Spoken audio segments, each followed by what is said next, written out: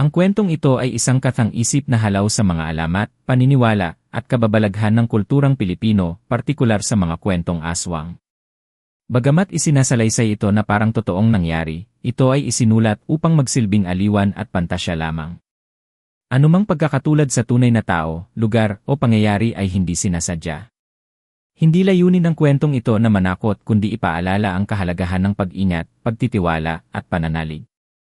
Sa isang maliit at matahimik na baryo sa Quezon, nakatira ang mag-asawang Elma at Hector. Isa silang simpleng mag-asawa na nagsasaka at namumuhay ng tahimik, kilala bilang mabait at mapagkawanggawa sa kanilang mga kapitbahay. Sa kabila ng pagiging walang anak, buwang pagmamahalan nila, at lagi silang sabay sa lahat ng gawain sa bahay man o sa bukid.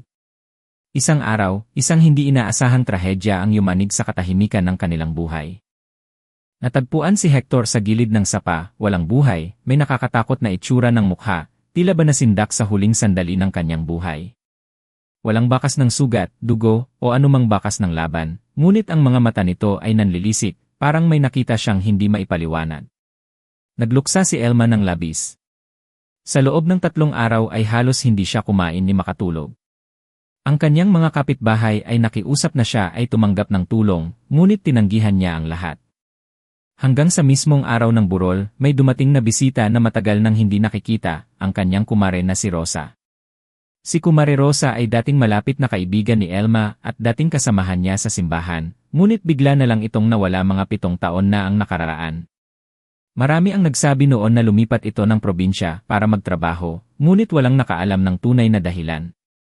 Nang muling magpakita si Rosa, mas lalo pa siyang gumanda, parang hindi tumanda, at may kakaibang kinang sa kanyang balat at mga mata. Nay Elma, malumanay nitong wika habang niyayakap siya, nalaman ko lang ang nangyari kay Hector. Ang sakit. Ako na ang bahala sa'yo habang nagpapahinga ka. Tutal, matagal na rin tayong hindi nagkasama. Nagdalawang isip man si Elma, tinanggap niya ang tulong ng kumare. Isa pa, malungkot ang bahay kung wala na si Hector. Sa mga sumunod na araw, nanirahan si Rosa sa kanilang bahay. Siya ang nagluluto, nag-aayos ng bahay, at minsan ay tila higit pa sa ina ang pag-aalaga kay Elma. Ngunit sa kabila ng lahat, may nararamdaman si Elma na hindi niya maipaliwanag. Tuwing gabi, tila may bumubulong sa kanyang tenga sa oras ng kanyang pag-idlip. May mga kaluskos sa bubong na kahit anong sulyap niya ay wala naman siyang makita. Ang mga pusa sa labas ay laging galit kapag si Rosa ay lumalabas ng bahay. At sa bawat araw na lumilipas, mas lalo siyang nakakaramdam ng pagod kahit wala naman siyang ginagawa. Isang gabi, habang siya ay naglilinis ng mga lumang gamit ni Hector, may nakita siyang lumang larawan nila ni Rosa noong kabataan pa nila. Sa likod ng larawan ay may sulat si Hector, alam kong may hindi tama sa kanya. Hindi ko pa masabi kay Elma. Pero sinusundan niya ako, sinusundan niya kami kahit saan. Napaisip si Elma. Ano ang ibig sabihin ng liham na yon? Bakit hindi niya ito nakita noon? At ano ang koneksyon ni Rosa sa biglaang pagkamatay ni Hector? Sa huling gabi ng lamay, nakita niyang si Rosa ay nakatayo sa likod ng punong mangga, tila may kinakausap sa dilim. Lumapit siya ng tahimik, ngunit biglang lumingon si Rosa, sabay ngiti ng malalim at malamig. Hindi ka pa rin nagbabago, Mere, bulong ni Rosa, mahilig ka pa rin makialam. Napaurong si Elma. Ngunit imbes na matakot, nag-umpisa ng bumuo ng hinala sa kanyang puso. Hindi na ito ang kumaring minahal niya noon. May itinatago si Rosa. At ang sagot sa pagkamatay ng kanyang asawa maaaring siya lamang ang may hawak. Mula nang tumira si Kumare Rosa sa bahay ni Elma, tila nag-iba ang daloy ng enerhiya sa buong paligid. Maging ang mga simpleng araw ni Elma ay puno ng pagkabahala at hindi maipaliwanag na takot. Hindi niya ito maipaliwanag sa ibang tao, dahil sino ba naman ang maniniwala sa kutob lamang? Una niyang napansin ay ang mga hayop sa paligid. Ang mga manok sa likod bahay ay bihirang mangitlog. Ang mga pusa sa kanto ay ayaw lumapit sa bakuran nila, at kung minsan ay nakikita niyang tila may hinahabol ang mga ito sa dilim ng gabi. Isang gabi, habang siya ay nagwawalis ng bakuran, nakita niyang may itim na uwak na nakadapo sa bubungan, hindi umaalis kahit gaano siya kahampasin ng walis o magpalipad ng bato. Si Rosa naman ay tila lalong gumaganda sa bawat araw. Ang kanyang balat ay makinis, ang kanyang mga mata ay tila may ningning na hindi karaniwang makita sa ordinaryong tao. Kahit hindi na siya bumabata, ang kilos at anyo niya ay parang isang dalagang hindi natitinag ng panahon. Rosa, tanong ni Elma isang hapon habang sila'y nagkakape sa balkonahe, anong sikreto mo ba sa balat mo? Para kang hindi tumatanda. Napangiti lang si Rosa. Ah, mere, dasal lang at tamang tulog, sagot nito, pero ang kanyang mata ay hindi tumingin ng diretsyo. Habang lumilipas ang mga araw, mas lumalalim ang pakiramdam ni Elma na may mali. Minsan, sa tuwing naglalabas siya sa likod bahay, nakakarinig siya ng mga pag-ungol mula sa banyo, kahit wala namang tao. May pagkakataon ding bigla na lamang nawawala ang kanyang rosaryo sa ilalim ng unan, at madalas ay may mga batik ng dugo sa lababo na hindi niya alam kung saan nanggaling. Isang gabi, habang si Elma ay nasa kusina at si Rosa naman ay nasa itaas, may narinig siyang pagbulong mula sa likod ng pintuan. Hindi pa siya handa, hindi pa ngayon nanigas ang kanyang katawan. Sumilip siya sa siwang ng pinto, ngunit walang tao sa labas. Lumingon siya sa paligid, tahimik ang buong bahay, pero mabigat ang kanyang dibdib. Nagdesisyon siyang kausapin si Rosa kinabukasan. Ngunit habang binubuo niya sa isip ang kanyang mga sasabihin, tila nauunahan siya nito sa kilos. Nay Elma, wika ni Rosa kinabukasan habang nililinis ang altar ng bahay, minsan, may mga bagay na mas mabuting hindi mo nalang alamin. Mas ligtas ka kung mananahimik ka. Hindi ito sinabi bilang babala, kundi tila may halong pag-aalala o pananakot. Doon nagsimulang umigting ang kaba sa puso ni Elma. Ang dating mabait na kumare ay tila may dalawang mukha. Sa harap ng tao, siya'y maasikaso at masiyahin, ngunit sa gabi, tila may bumabalot sa kanyang aninong hindi maipaliwanag. Isang madaling araw, nagising si Elma sa isang masamang panaginip. Nakita niya ang sarili niya sa isang madilim na gubat, nakatali, habang isang nilalang na parang tao pero may pakpak ng paniki ang papalapit sa kanya. Sa kanyang harapan ay si Rosa, ngunit hindi na siya ang dating Rosa, ang kanyang balat ay kulay abo, ang mga mata ay pulang-pula, at ang kanyang mga kuko ay mahahaba at matutulis. Alam mo na ang katotohanan, sabi ng nilalang sa panaginip. Hindi ka na makakatakas. Pagkagising niya, pawis na pawis siya. Tumayo siya at pumunta sa banyo para maghilamos. Habang nagsasalin ang tubig sa palanggana, napansin niyang may mga itim na buhok na nakasabit sa gripo, mahahaba at parang kabayo. Hindi kanya ang buhok, sigurado siya. At hindi rin iyon ni Rosa, dahil maikli ang kanyang buhok sa panglabas na anyo. Simula noon, araw-araw na niyang sinisiyasat ang bahay. Binuksan niya ang mga lumang bowl, inikot ang mga kabinet, sinilip ang ilalim ng kama. Sa isa sa mga drawer ni Rosa, may nakita siyang kakaibang amuletong may ukit ng animoy nilalang na may kalahating katawan ng tao at kalahating katawan ng hayop.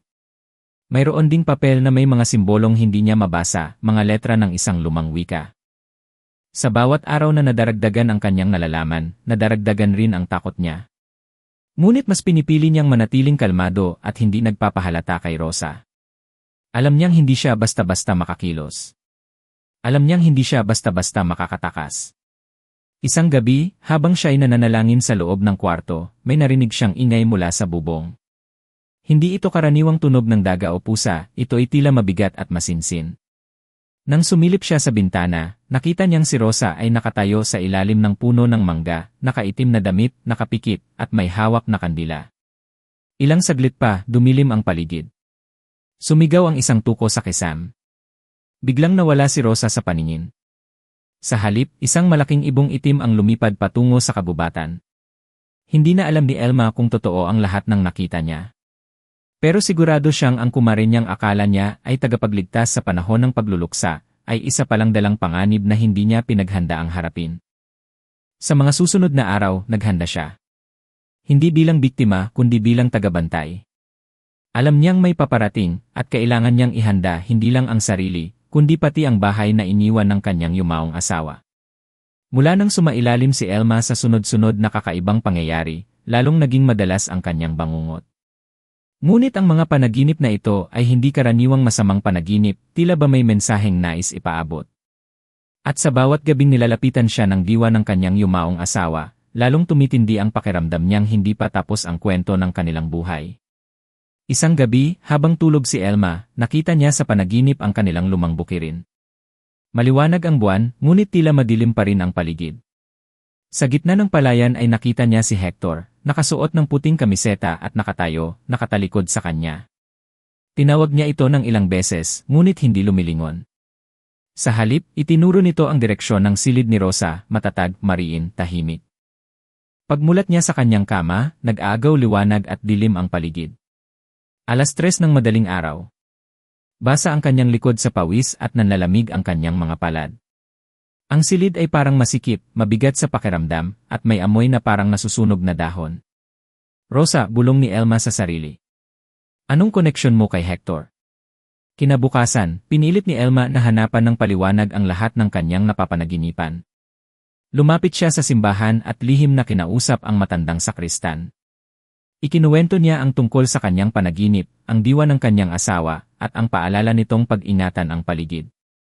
Nay Elma, seryosong wika ng sakristan, may mga kaluluwa na hindi mapakali, lalo na kung may matinding dahilan ng kanilang pagkamatay. Maaaring may iniwang hindi natapos, o may kasalanang ginawa sa kanila. Ano ang dapat kong gawin? Tanong niya. Makinig ka sa panaginip mo. Minsan, doon dumaraan ang katotohanan.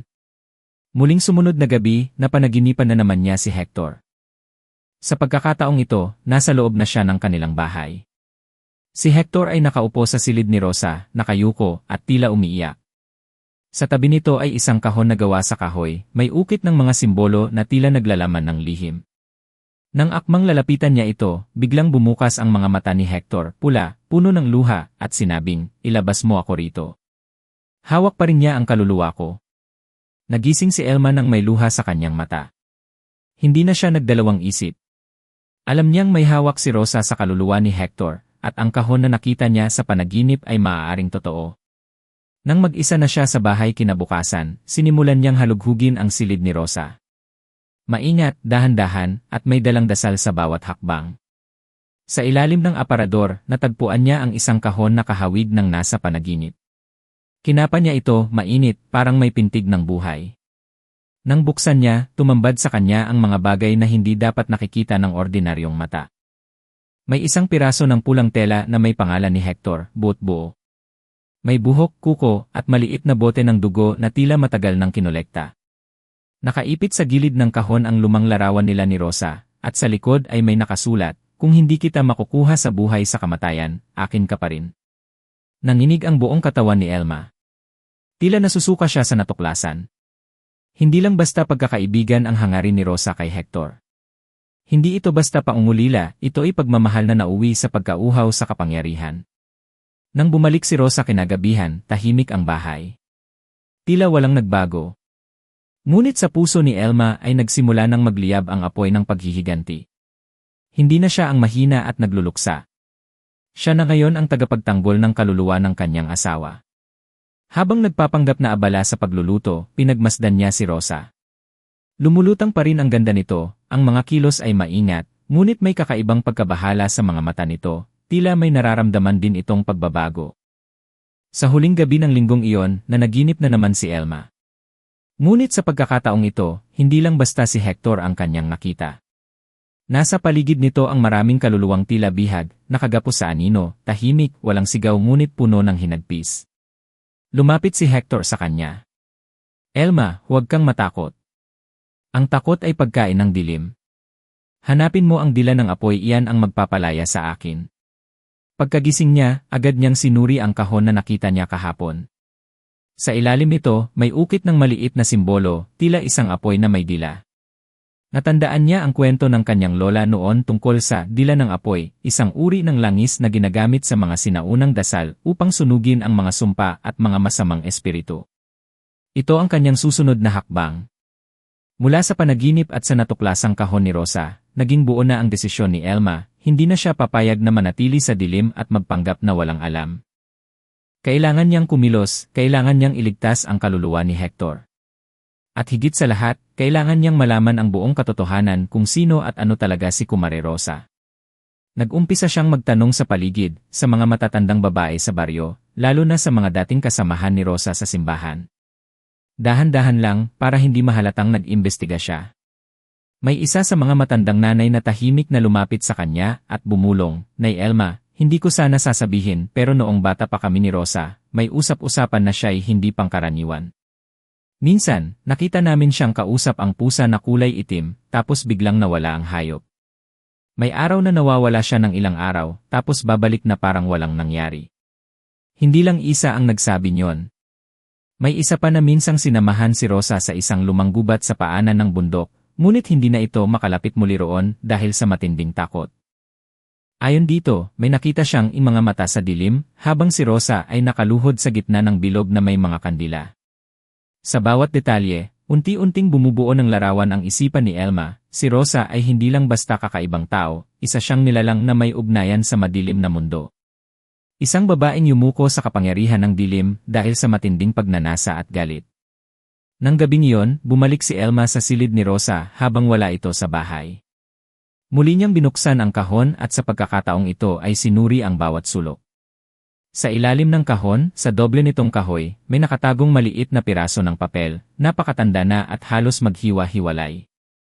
Isa itong sulat na tila isinulat ng sariling kamay ni Rosa, "Hindi ako ang pipiliin, hindi ako ang mamahalin. Kaya't isinusumpa ko ang puso kong minsang naging dalisay. Palitan ito ng apoy ng paghihiganti. At sa kapalit ng aking kaluluwa, huwag siyang mapunta sa iba. Kahit sa kamatayan, akin siya." Nangilabot si Elma. Ang lahat ng kanyang mga hinala ay totoo. Si Rosa ay pumasok sa isang kasunduan, isang sumpang may kapalit, isang kasunduang hindi basta-bastang mapuputol. At si Hector, ang kanyang mahal na asawa, ang naging alay. Hindi siya makatulog ng gabing iyon. Sa bawat pagmulat ng mata, tanong at panalangin ang laman ng kanyang puso. Isang bahagi sa kanya ang gustong sumuko, pero mas malakas ang boses ng pag-ibig sa kanyang dibdib. Kailangan niyang bawiin si Hector. At kailangan niyang harapin si Rosa. Kinabukasan, tumungo si Elma sa kabilang bayan upang hanapin ang matandang albularyo na minsang nabanggit sa kanya ng sakristan. Matagal ang paglalakbay, masukal ang daan, at mainit ang araw, pero hindi siya natinag. Sa wakas, narating niya ang isang bahay na yari sa kawayan, maraming palaspas sa harap, at may halimuyak ng insenso sa paligid. Lumabas ang matanda, si Kaya, isang babaeng payat, nakaputing damit, at may mga pulseras na gawa sa buto. "Anong hanap mo, anak?" mahinahon niyang tanong. "Ako po si Elma. Asawa ng namatay na si Hector. At ang kumare ko po hindi siya basta tao. Gusto ko pong iligtas ang kaluluwa ng asawa ko." Tahimik si Kaya sa ilang saglit. Pagkatapos ay binuksan niya ang lumang libro, nagbasa ng ilang pahina, saka tumingin kay Elma. Dila ng apoy, wika niya. "Yan ang susi. Isang uri ng banal na langis na sinusunog ang mga sumpa. Pero hindi ito basta-basta ginagamit. Kailangan ng lakas ng loob at pananalig. At may babala, kapag ginamit ito sa maling paraan, ang apoy ay maaaring lumamon kahit ang inosente." Kumuha si Kaya ng maliit na bote na may kulay pulang likido, at isinilid ito sa telang puti na may bordang dasal. Binigyan din niya si Elma ng maliit na krus na gawa sa balahibo ng ibong tagapagbantay, sagradong hayop sa kanilang paniniwala. Ilalagay mo ang langis sa paligid ng katawan kung saan mo nararamdaman ang sumpa. Sa gabi ng kabilugan ng buwan, sa bayan ng dasal, at saka mo ito sunugin. Ngunit bago ang lahat, kailangang harapin mo ang anino, kailangan mong makita ang tunay niyang anyo. Bumalik si Elma sa kanilang baryo dala ang bagong lakas, ngunit hindi pa rin siya lubos na panatag. Alam niyang ang susunod na hakbang ay ang pinakamapanganib, ang direktang pagharap kay Rosa. Ngunit bago ang huling salpukan, kailangan muna niyang makumpirma ang lahat. Gabi-gabi, sinimulan niyang lagyan ng langis ang paligid ng kanyang kama, ang bintana, at pintuan. At sa tuwing ginagawa niya ito, napapansin niyang mas lalo siyang pinapanaginipan ni Hector. Ngunit sa pagkakataong ito, mas maliwanag na ang paligid, mas malinaw ang mukha, at mas tahimik ang tinig nito. "Malapit na, Elma," bulong ni Hector. "Malapit na tayong makalaya." Dumating ang gabi ng kabilugan ng buwan. Mula pa lang sa pagputok ng dapit hapon, ramdam na ni Elma ang kakaibang lamig ng hangin at bigat ng paligid. Tahimik ang baryo, halos walang ingay maliban sa kaluskos ng mga dahon at huni ng mga kuliglig. Sa kanyang puso, naninirahan ang kaba, ngunit tinatakpan ito ng isang mas malalim na determinasyon. Naghanda siya ayon sa itinuro ni Kaya. Nilagyan niya ng bilog ang paligid ng kanyang silid gamit ang langis ng dila ng apoy, sinamahan ng panalangin at dasal ng pagpalaya sa dilim. Sa gitna ng silid ay inilatag niya ang bote ng langis, tinabihan ng maliit na krus at larawan nila ni Hector, tanda ng kanyang layunin, ang pagligtas sa kaluluwa ng kanyang asawa. Bandang 11:00, dumating si Rosa mula sa kung saan. Tahimik itong pumasok sa bahay, ngunit may kakaibang enerhiya sa kanyang kilos. Ang mga hakbang niya ay marahan ngunit matinis ang tunog, parang kaluskos ng tuyong balat sa kahoy. Elma, tawag nito habang papalapit sa silid, gising ka pa. Hindi ako makatulog, sagot ni Elma, pinilit panatilihing kalmado ang boses. Lumapit si Rosa sa pintuan ng silid ni Elma. Mere, may gusto akong sabihin sa'yo. Matagal ko na itong tinatago. Sa kabila ng panginginig ng katawan, binuksan ni Elma ang pinto. Tumambad sa kanya si Rosa, nakatayo sa dilim, may suot na itim na duster, ang mga matay makislap na tila kristal, at ang anino nito ay tila hindi tumatama sa tamang direksyon ng ilaw. Halika sa loob, wika ni Elma. Sabihin mo na. Pumasok si Rosa at naupo sa may gilid ng kama. Tahimik. Matagal siyang hindi nagsalita. Alam ko na ang lahat, Rosa, bulong ni Elma. Napatingin si Rosa.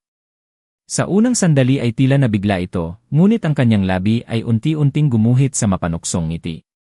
Aba, matapang ka na pala ngayon. Anong ginawa mo kay Hector? Tanong ni Elma, diretsyo. Minahal ko siya, sagot ni Rosa, malamig at walang emosyon. Mas higit pa sa pagmamahal mong kayang ibigay. Ngunit pinili ka niya. Kaya't kinuha ko siya, hindi sa katawan, kundi sa espiritu. At ngayon baka pati ikaw, Elma. Nang sambitin ni Rosa ang huling salita, biglang nagdilim ang paligid. Umihip ang malakas na hangin mula sa labas, at ang mga kandila sa altar ni Elma ay bigla na lang namatay. Pero bago pa man siya makapagsimula ng anuman, hinampas ni Elma ang maliit na bote ng langis sa sahig sa loob ng ginuhit na bilog. Kumalat ang amoy ng insenso at apoy, at sa isang iglap ay bumalot sa paligid ang liwanag mula sa apoy ng dila ng apoy. Hindi mo ako kayang hawakan sa lugar na ito, sigaw ni Elma habang hawak ang krus. Biglang sumigaw si Rosa, hindi na ito ang sigaw ng isang babae, kundi alulong ng isang nilalang na nilapastangan ng liwanag. Unti-unti, ang kanyang balat ay nagbalat, ang buhok ay nanigas, at ang anyo niya ay nagbago. Tumambad kay Elma ang tunay na anyo ng kanyang kumare, isang aswang, kulubot ang balat, kulay abo, may matatalim na ngipin at mga kuko, at mga mata na itim, walang puti. Sa likod nito ay lumabas ang pakpak na parang sa paniki, habang ang kanyang katawan ay tila bumaluktot sa sobrang galit. Ibalik Vendi kahon, sigaw nito. Hindi na, sigaw ni Elma. Pinalaya ko na si Hector. Wala ka nang hawak sa kanya. Tumalon si Rosa papasok sa bilog, ngunit natupok siya ng apoy. Nagliyab ang kanyang balat, at ang buong paligid ay umalingaw-ngaw sa sigaw niyang puno ng paghihirap. Sa huling sandali, nakita ni Elma ang isang liwanag na parang kaluluwa ni Hector, lumulutang pataas mula sa altar. Salamat, bulong ng boses ni Hector sa hangin. Umiyak si Elma. Hindi niya alam kung dahil sa takot, o dahil sa wakas, nakuha niya ang katarungan para sa kanyang asawa. Pagkalipas ng ilang minuto, tuluyan nang nawala si Rosa, kasama ng kanyang anino, galit, at kasamaan. Ang bilog ng apoy ay unti-unting nawala. Tahimik ang buong paligid, at sa kauna-unahang pagkakataon, magaan ang loob ni Elma. Kinabukasan, habang sinisikatan ng araw ang kanilang bahay, natagpuan ng mga kapitbahay si Elma na nakaupo sa harap ng pintuan, mapayapa, mahimbing ang pagkakaupo, hawak pa rin ang larawan nilang mag-asawa. Kinabukasan ng umaga, matapos ang nakakatindig balahibong engkwentro kina Elma at Rosa, tila muling bumalik ang katahimikan sa baryo. Ngunit para kay Elma, ito'y panandaliang pahinga lamang. Sapagkat alam niyang ang tagumpay laban sa dilim ay hindi natatapos sa isang gabi lamang. Ang mitsa ng digmaan ay sindi pa rin at ang mga aninong hindi nakita ng iba ay nanatiling nakasilip mula sa likod ng mga punong kahoy. Sa mga sumunod na araw, madalas nakikitang naglalakad si Elma sa paligid ng baryo, lula ng pananahimik at pag-isip. Ang kanyang mga mata ay mas malalim ang titig, at ang kanyang kilos ay mas determinado kaysa dati. Alam niyang hindi pa tapos ang lahat. Sapagkat sa gabi ng apoy, bagamat nawala si Rosa, isang anino ang nakita niyang lumipad paakyat, hindi nabura, kundi tila pinakawalan. Dahil dito, muling bumalik si Elma kay Kaya, ang matandang albularyo. Inilahad niya ang buong pangyayari, ang pagkasunog ni Rosa, ang pag-angat ng kaluluwa ni Hector, at ang di maipaliwanag na presensyang naiwan pagkatapos ng lahat. Tahimik na nakinig si Kaya. Pagkatapos ay bumuntong hininga siya. Ang nilalang na kagaya ni Rosa, hindi basta-basta nawawala. Kapag ang kanyang kaluluwa ay sumanib na sa dilim, kahit mamatay ang katawan, may kakayahan pa rin siyang gumapang sa ibang anyo, sa ibang katauhan. Pwede pa siyang bumalik, tanong ni Elma, habang tila naninigas ang balikat. Hindi bilang Rosa. Pero maaaring bilang panaginip, bilang tinig sa hangin, o bilang ibang anyo, isang insekto, isang hayop, o isang ligaw na nilalang. Dito'y muling nabuhay ang panibagong layunin sa puso ni Elma, hindi lang kaluluwa ni Hector ang kailangang iligtas, kundi ang buong baryo. Maraming inosenteng kaluluwa ang maaaring maging susunod na biktima. At kung ang natirang anino ni Rosa ay magbalik, baka mas malakas at mas malupit pa ito sa dati. Pinayuhan siya ni Kaya na magsagawa ng ritual ng pagsasara, isang sinaunang seremonya ng mga albularyo upang iselyo ang isang lugar mula sa pagbalik ng espiritu ng dilim. Ngunit babala rin ng matanda, kung hindi sapat ang iyong pananalig, mabubuksan ang mas malalim na lagusan. Sa tulong ng ilang matatanda sa baryo na may kaalaman sa sinaunang paniniwala, isinagawa ang ritual isang gabi bago ang bagong buwan. Sa gitna ng bakuran ni Elma, inilagay ang 4 na sulo sa 4 na direksyon, hilaga, timog, silangan, at kanluran. Sa gitna, inilagay ang natitirang abo mula sa sinunog na katawan ni Rosa, pati na rin ang mga piraso ng gamit nitong nakuha mula sa kahon. Sa saliw ng dasal at usok ng kamangyan, sinimulang paikutin ni Elma ang sarili sa gitna ng bilog. Hawak niya ang krus ni Kaya at ang huling patak ng langis ng dila ng apoy. Biglang humangin ng malakas. Pumula ang langit. Ang mga sulo ay nagliyab ng mas mataas, at ang abo sa gitna ay unti-unting nag-angat sa ere. Mula sa usok, bumuo ito ng hugis ng isang babae, ang mukha ni Rosa, ngunit puno ng galit, puro sugat, at may mga matang parang apoy. Akala mo tapos na, sigaw ng espiritu. Babalikan ko ang lahat ng umagaw sa akin. At ikaw, Elma, ikaw ang una. Ngunit sa halip na umatras, matapang na humakbang si Elma sa loob ng apoy. Pinahid niya ang langis sa kanyang kamay, itinaas ang krus, at sumigaw, sa ngalan ng liwanag, sa ngalan ng Diyos, at ng katotohanan, pinuputol ko ang lahat ng iyong kapangyarihan. Sumabog ang liwanag. Ang lupa ay umuga. Ang mga pader ng bahay ay nag-alog, at ang sigaw ni Rosa ay umalingaw sa buong paligid, hindi bilang isang boses, kundi tila bilang libo-libong kaluluwang umiiyak sa pagdurusa. Pagkatapos ng ritual, nahimatay si Elma sa gitna ng bilog. Nang magising siya, liwanag na ng araw ang kanyang nakita. Tahimik ang paligid. Ang mga sulo ay unti-unti nang natupok. At sa gitna ng abo ay wala na ang anyo ni Rosa. Walang bakas ng lagim ni kahit amoy ng usok. Lumabas ang mga kapitbahay at lumapit sa kanya. Hindi man nila naunawaan ang lahat ng nangyari, alam nilang si Elma ay naging tagapagtanggol ng kanilang bayan. Ang kanyang kwento ay hindi na lang tungkol sa pagkawala ng asawa, kundi ng isang babae na nilabanan ang mismong kadiliman, para sa pamilya, para sa pag-ibig, at para sa lahat. Sa sumunod na mga buwan, nagbalik ang katahimikan sa baryo. Ang mga hayop ay bumalik sa paligid. Ang mga panaginip ni Elma ay naging malinaw, payapa. At sa huling pagkakataon, napanaginipan niya si Hector, nakangiti, nakasuot ng puti, nasa tabi ng ilog kung saan sila unang nagtagpo.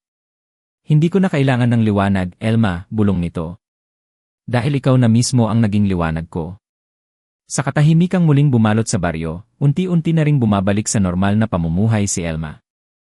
Ngunit kahit muling nagiging tahimik ang paligid, may mga katanungang hindi pa rin niya mabitawan, mga tanong na paulit-ulit na gumugulo sa kanyang isipan. Sino ba talaga si Rosa bago siya naging alagad ng dilim? Bakit si Hector ang pinili niyang biktima? At higit sa lahat, ano ang koneksyon nito sa kanyang sariling pagkatao?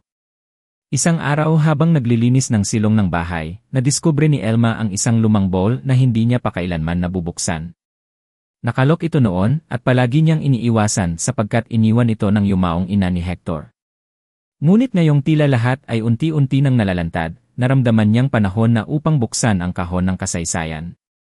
Sa tulong ng lumang susi na nakuha niya mula sa pinagsamang gamit ni Hector, nabuksan niya ang bowl. Dito niya natagpuan ang mga lumang larawan, sulat, rosaryo, at isang diary ng ina ni Hector, si Aling Consuela. Habang binubuklat niya ang mga pahina, unti-unting nagsama-sama ang mga piraso ng palaisipan. Sa isang bahagi ng diary ay may nakasulat, may isa akong kaibigang matalik, si Rosa. Ngunit nang malaman niyang ang anak kong si Hector ay may iniibig ng iba, tila nabaliw siya sa galit. Dinala niya ako sa isang mangkukulam at pinilit akong paghiwalayin ang dalawa. Hindi ko na siya muling nakita mula noon. Ngunit may mas malalim pa akong natuklasan, si Rosa ay hindi basta babae lamang. Sa kanyang dugo ay dumadaloy ang lahi ng mga sinaunang babaylan na pinili ng dilim. Namilog ang mga mata ni Elma. Kaya pala kahit si Aling Consuela ay hindi komportable kay Rosa noon. Kaya pala may mga panahong tumatangging tumira si Rosa sa bahay, kahit inimbitahan na siya ng ilang beses. Habang sinusuri pa ang diary, isang lihim ang lalo pang gumulantang kay Elma. May isang pahina kung saan isiniwalat ng ina ni Hector ang isang pangyayari. Si Elma hindi niya alam, pero siya ang huling inapo ng angkan ng mga tagabantay, isang linya ng mga kababaihang may kakayahang makakita sa pagitan ng liwanag at dilim. Ipinaglihi siya sa ilalim ng 2 buwan ng 7 buwan ng bugso, tanda ng isang bantay. Kaya pala si Rosa ay hindi siya makalapit noon at ngayon, siya ang iniwasan ngunit pinili ring gantihan. Nanginig si Elma. Kaya pala kahit kailan, hindi siya pinakitaan ng kabutihang loob ni Rosa, sa kabila ng pagiging kumare, sa kabila ng kanilang pagkakaibigan. Kaya pala nang mamatay si Hector, si Rosa ang unang nagpakita. Hindi dahil sa awa, kundi upang sirain ang huling tagapagtanggol ng liwanag. Hindi niya alam kung ano ang mararamdaman, galit, pagkagulat, o panghihinayang. Pero ang sigurado, ang laban na kanyang hinarap ay hindi aksidente. Itinadhana siya para sa labang iyon. Hindi siya basta na biktima, siya ay piniling kalabanin ang isang matagal nang itinatagong kasamaan. Bumalik si Elma kay Kaya upang ibahagi ang natuklasan. Muli, tahimik ang matanda habang binabasa ang diary. Pagkatapos, tumango siya ng marahan. Tama ang sabi sa luma naming kasulatan, Anya. Ang huling tagabantay ay itatago sa payak na pamumuhay. Pero siya ilalaban kung oras na ng dilim. Ikaw pala yon, Elma. Sa sandaling iyon, hindi na lamang si Elma ang balo ni Hector. Hindi na lamang siya ang babae ng baryo na may madilim na nakaraan. Siya na ngayon ang tagapagdala ng sinaunang sinad. Sa kanyang mga palad, naroroon ang lakas ng kanyang angkan at responsibilidad na hindi na niya maikakaila. Sa panibagong liwanag ng kanyang pagkaunawa, sinimulan niyang ayusin ang kanyang buhay. Gumawa siya ng maliit na altar sa bahay, kung saan inilalagay niya ang larawan ni Hector, ang diary ni Aling Consuela, at ang krus na ibinigay ni Kaya. Araw-araw siyang nananalangin, hindi lang para sa kanyang yumaong asawa, kundi para sa mga kaluluwang nagdurusa, para sa mga inosenteng hindi alam na naliligiran na sila ng dilim. Maraming kabataan sa baryo ang lumapit sa kanya upang magpaturo ng dasal o magtanong tungkol sa mga panaginip. At sa tuwing may ganito, sinasabi lamang niya, minsan, ang dilim ay hindi agad dumadating sa anyong inaasahan. Pero ang liwanag, laging naroroon kung pipiliin nating buksan ang ating mga mata. Makalipas ang lahat, ang sakit ng pagkawala, ang paglalantad ng lihim, ang madilim na sagupaan, at ang pagbunyag ng sarili, unti-unti nang natutong muling huminga si Elma. Sa paglipas ng mga buwan, habang ang mga sugat ay hindi pa ganap na naghihilom, natutunan na niyang tanggapin ang lahat ng nangyari, hindi bilang parusa, kundi bilang bahagi ng kanyang itinadhanang daan. Ang bahay na minsang naging tahimik at puno ng lungkot, ngayon nagkaroon ng bagong sigla. Hindi man kasing ingay ng dati, ngunit may kapayapaang dumadaloy sa bawat dingding at haligi. Araw-araw, si Elma ay nag-aalay ng dasal sa kanyang munting altar, kung saan naroroon pa rin ang larawan ni Hector, na laging nakangiti. Hindi na rin siya kinakatok ng mga masamang panaginip. Sa halip, gabi-gabi ay naamoy niya ang banayad na samyo ng bulaklak ng kalachuchi, bulaklak na paborito ni Hector noong nabubuhay pa. Para sa kanya, iyon ay tanda ng pagkakaalam niyang nasa mabuting kalagayan na ang kaluluwa ng kanyang asawa. Isang araw habang siya ay nasa harap ng kanyang bahay, dumaan ang ilang kabataan, isa sa kanila ay lumapit at nagtanong, Nay Elma, totoo po ba na minsan kayong nakalaban ng aswang? Ngumiti lamang siya. Ang aswang, anak, ay hindi lang yung may pakpak o matutulis ang ngipin. Minsan, ito'y nagtatago sa forma ng kaibigan, ng mabait na mukha, o ng matatamis na salita. Pero huwag kayong matakot, dahil ang katotohanan at kabutihan, laging may paraan para manalo. At simula noon, naging bukas na si Elma sa mga gustong matuto. Tuwing gabi ng Biyernes, dumadalaw ang mga kabataan sa kanyang bahay. Doon niya ikinukwento ang kanyang karanasan, hindi upang takutin sila, kundi upang turuan silang maging mapanuri, matatag, at palaging nakaugat sa pananalig. Isa sa mga turo niya na palaging inuulit, ang kadiliman ay hindi napapalaya sa sigaw, kundi sa tahimik na tapang, sa liwanag ng katotohanan, at sa paninindigan sa gitna ng takot. Sa loob ng kanyang puso, ramdam ni Elma na si Hector ay lagi pa ring nandoon. Hindi na bilang anino ng lungkot, kundi bilang gabay, isang espiritong payapa na nagbibigay inspirasyon sa kanyang bawat hakbang. At sa tuwing titingala siya sa buwan tuwing gabi, laging may bulong sa hangin, "Salamat, Elma. Sa lahat ng laban, ikaw ang pinili kong kasama." Sa huling pagdalaw niya kay Kaya, dinalhan niya ito ng mga tinapay at prutas bilang pasasalamat. "Hindi ko po ito nalampasan kung wala kayo, Anya." Ngumiti ang matanda at sumagot, "Hindi mo ako kailangan noon, Elma.